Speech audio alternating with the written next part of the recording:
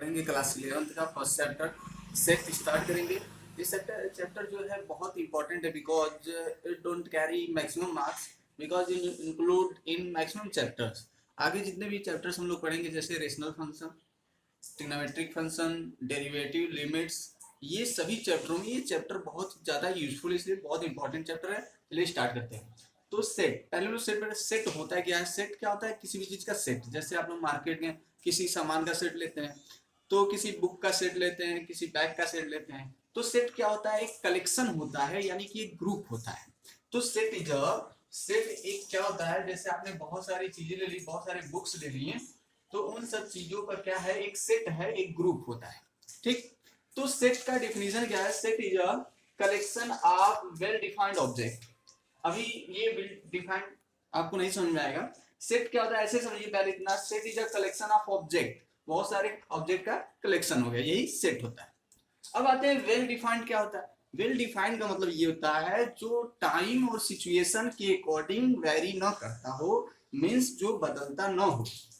Means ऐसे समझते हैं कि एग्जांपल जैसे आपसे कहें कि सेट बताइए, सेट ऑफ वॉवेल्स, तो आप क्या बताएंगे? ए ई आई ओ यू, ये क्या है? सेट ऑफ वॉवेल्स है। अगर अमेरिका में, ऑस्ट्रेलिया में, किसी फॉरेन कंट्री कहीं भी जाकर के आप पूछेंगे सेट ऑफ वॉवेल्स, तो आंसर तो आपको यही मिलेगा। मतलब कि ये वेरी नहीं कर रहा है टाइम और सिचुएशन के अकॉर्डिंग। तो इसी कंडीशन को हम लोग क्या कहते हैं? Well defined. मतलब ये इसका डिफिनीशन जो होता है कभी चेंज ना होता। जैसे कुछ और एग्जांपल देखते हैं। Set of first 5 even numbers, तो आप क्या बताएंगे? Even number 2 4 6 8 10। तो ये क्या है? Set of first 5 even numbers. ये वॉवेल्स का सेट था, ये इवन नंबर का फर्स्ट 5 इवन नंबर का सेट हो गया। तो ये आप कहीं भी किसी से भी पूछेंगे तो आंसर तो आपको यही मिलेगा ना। मतलब ये चेंज ना ही हो रहा है, तो ये क्या है? वेल डिफाइंड कलेक्शन है, तो इसे हम सेट कहेंगे। ये सेट हो गया, ये भी सेट है। कुछ और एग्जांपल, जैसे अगर आपसे कहें योर फेवरेट प्लेयर का सेट बताइए, तो फेवरेट प्लेयर आप कह रहे हैं कि मेरा जो सेट है, चलिए विराट है, सचिन है, तो ये अपने अपने फेवरेट प्लेयर का सेट बना दिया। अब किसी और से पूछेंगे अपने फेवरेट प्लेयर का सेट बनाओ, तो वो क्या कहेगा? चलो वो कह रहा है युवराज है और धोनी है, ये उसका सेट है। तो ये क्या है? वेरी कर रहा है, place to place, time to time vary करेगा। किसी और से पूछेंगे वो कुछ और बताएगा। तो ये जो है ये सेट में नहीं आ रहा है। क्यों? क्योंकि ये वेल डिफाइंड नहीं है। समझ में आ गया आपको सेट? चलिए आगे बढ़ते हैं। अब चलिए आगे बढ़ते हैं हम लोग। नेक्स्ट टॉपिक है एलिमेंट ऑफ सेट। तो एलिमेंट ऑफ सेट क्या होता है? जितने भी मेंबर होते हैं किसी सेट के, उन सबको एलिमेंट कहते हैं। जैसे ए क्या है? एलिमेंट है सेट वी का। ई एलिमेंट है आई ओ यू, ये सारे क्या एलिमेंट हैं किसके? सेट वी के। तो हम कैसे रिप्रेजेंट करेंगे? A is the element of set V. ये सिंबल जो है रिप्रेजेंट करता है एलिमेंट को। या इसको हम लोग कुछ और भी पढ़ना चाहे तो पढ़ सकते हैं, belongs to. Belongs to means A belongs to V. A क्या है? वी से बिलोंग करता है। ए जो है वी से बिलोंग करता है। इसी तरह ई भी बिलोंग करता है, आई भी बिलोंग करता है वी से, ओ भी बिलोंग करता है, यानी ओ भी बिलोंग करता है किससे? वी से। क्लियर है? तो ये बिलोंग्स टू, इसी इन सारे जितने भी मेंबर हैं इनको हम क्या कहते हैं? एलिमेंट। तो ये सब क्या है? Element of set V. Understand? अब अगर कोई ऐसा भी मेंबर है जो एलिमेंट नहीं है, नॉट एलिमेंट, तो हम कैसे? जैसे आपसे कहें कि इसमें बी लेटर है क्या, तो आप कहेंगे बी लेटर तो है नहीं, तो B belongs to set V, not not belong, तो ऐसे क्रॉस करेंगे।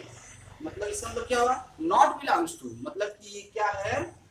नॉट बिलोंग्स टू, मतलब B not belongs to set V, मतलब कि बी बिलोंग नहीं करता है। अंडरस्टैंड? अब नेक्स्ट टॉपिक हम लोग पढ़ते हैं, रिप्रेजेंटेशन ऑफ सेट। हेलो, चलिए अब हम नेक्स्ट टॉपिक है रिप्रेजेंटेशन ऑफ सेट। कैसे हम लोग रिप्रेजेंट करेंगे सेट को, कैसे प्रदर्शित करते हैं, कैसे शो करते हैं। बहुत इजी है समझना, ध्यान से देखिए।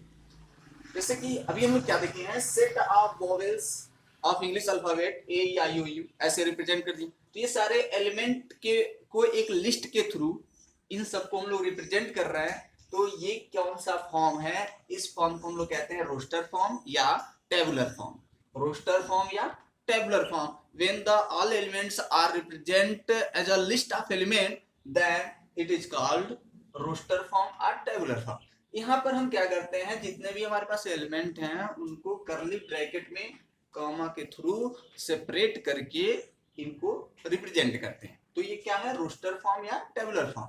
अब क्या करते हैं, सेट बिल्डर फॉर्म पे आते हैं। तो इस फॉर्म में क्या करते हैं, इसी को रिप्रेजेंट करने का दूसरा मेथड है सेट बिल्डर फॉर्म। यानी सेट को कैसे बनाया है हमने, उसको हम या तो मैथमेटिकल स्टेटमेंट में लिखते हैं या वर्ड फॉर्म में लिखते हैं। कैसे, देखिए सेट v इक्वल टू, यहाँ पे हम कोई लेटर लेते हैं x such that x is a vowel of English alphabet. x क्या है, x हम किसी लेटर से सारे एलिमेंट को शो करेंगे और उस लेटर को डिफाइन कर देंगे। तो x क्या है, इन सबको अगर लेट कर लिया जाए x है, तो x क्या है, x is a vowel of English alphabet. ये सारे क्या है, वोवेल है किसके, इंग्लिश अल्फाबेट की। तो अगर हम लोग इस तरह से वर्ड फॉर्म में रिप्रेजेंट करते हैं तो ये कौन सा फॉर्म है, सेट बिल्डर फॉर्म। और ये कौन सा फॉर्म है, टेबुलर फॉर्म या रोस्टर फॉर्म। Very easy. चलिए कुछ और एग्जांपल देखते हैं, जैसे 1 2 3 4 5 ये नेचुरल नंबर के सेट हैं, ठीक है। तो 1 2 3 4 5, अब ये कौन सा मेथड हो गया, जिस हम एलिमेंट को डायरेक्ट रिप्रेजेंट कर रहे हैं लिस्ट के थ्रू, तो ये रोस्टर फॉर्म या टेबुलर फॉर्म है। अब इसको हमें सेट बिल्डर फॉर्म में चेंज करना है या सेट बिल्डर फॉर्म में रिप्रेजेंट करना है, तो कैसे करेंगे, तो हम लोग ऐसे लिख सकते हैं, कैसे, एक्स सच दैट एक्स, ये जो डबल डॉट लगा रहे हैं ये कलन है जिसको हम लोग क्या पढ़ते हैं, सच दैट, क्या पढ़ते हैं, सच दैट। इस डबल डॉट को क्या पढ़ते हैं, सच दैट।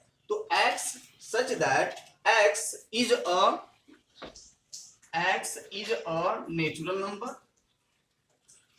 x क्या है, x नेचुरल नंबर है, बट नेचुरल नंबर में तो 1 से लेकर इनफाइनाइट होगा, लेकिन हमारे पास तो केवल 1 से 5 तक है। तो यहाँ पे हम क्या लिखेंगे, x कहां से कहां तक है, greater and equal to 1 and less and equal to 5। इसका मतलब ये हुआ जो x है जो हम लोग लेटर रिप्रेजेंट कर रहे हैं, यानी जो ये नेचुरल नंबर ले रहे हैं, कहां से कहां तक लेना है, 1 से लेकर 5 तक। तो यहाँ पे हमने मैथमेटिकल स्टेटमेंट का यूज कर लिया और x is a natural number. यहाँ पे आप चाहे तो एक सिंबल और लिख सकते हैं, वेयर लिख सकते हैं, where x is a natural number, where x is greater equal to 1 and less equal to 5। चाहे तो आप वेयर की जगह पे वेयर का एक सिंबल ऐसे होता है, ये सिंबल भी बना सकते हैं। तो x such that x is a natural number where x is greater or equal to 1 and less than equal to 5. Okay. Okay student, now कुछ और एग्जांपल्स देते हैं, जैसे 2 4 6 8 एक सेट है इक्वल टू 2 4 6 8। यहाँ पे एक चीज और आपको जान लीजिए, कोई भी सेट जो है हम लोग कैपिटल लेटर में रिप्रेजेंट करेंगे, जो उसके एलिमेंट हैं, जैसे अभी हम लोग वॉवेल्स का एग्जांपल लिए थे, स्मॉल लेटर में लिखते हैं और इसको कर्ली ब्रैकेट के अंदर रिप्रेजेंट करेंगे, उसके बाद कॉमा का यूज करेंगे। ओके, तो ये 2 4 6 8 ये कौन सा मेथड है, रोस्टर और टेबुलर फॉर्म है। उसके बाद इसी को हम लोग किस में कन्वर्ट कर रहे हैं, सेट बिल्डर फॉर्म में। अगर हमें रिप्रेजेंट करना हो तो क्या लिखेंगे, ये जो पहले जो ब्रैकेट है इसको भी हम अगर पढ़ना चाहें तो ऐसे रीड करेंगे, द सेट ऑफ ऑल। इस ब्रैकेट को हम क्या पढ़ते हैं, the set of all, the set of all X, the set of all X, the set of all X such that, ये डॉट डबल डॉट क्या है, such that X is a even number where, ये जो symbol है ये क्या represent कर रहा है, where X is less greater equal to 2 and less equal to 8। Means इसका मतलब क्या हुआ, x क्या है, एक इवन नंबर, ये सारे क्या हैं, इवन नंबर हैं। अब इवन नंबर में तो बहुत सारे इवन नंबर आ जाएंगे ना, तो x का वैल्यू कहां से कहां तक लेना, हमें 2 से लेकर के 8 तक सारे इवन नंबर का सेट है। क्लियर। अब इसको मैथमेटिकल स्टेटमेंट के फॉर्म में भी हम चाहे तो इसको इस तरह से भी लिख सकते हैं, x the set of all x, the set of all x, x such that, ये डबल डॉट क्या कहेंगे इसको, such that x equal to 2n। अब 2n लिखने से क्या होगा, कि n क्या है, n का वैल्यू हम कहां से कहां तक रखेंगे तो ये सारे नंबर हमें मिल जाएंगे।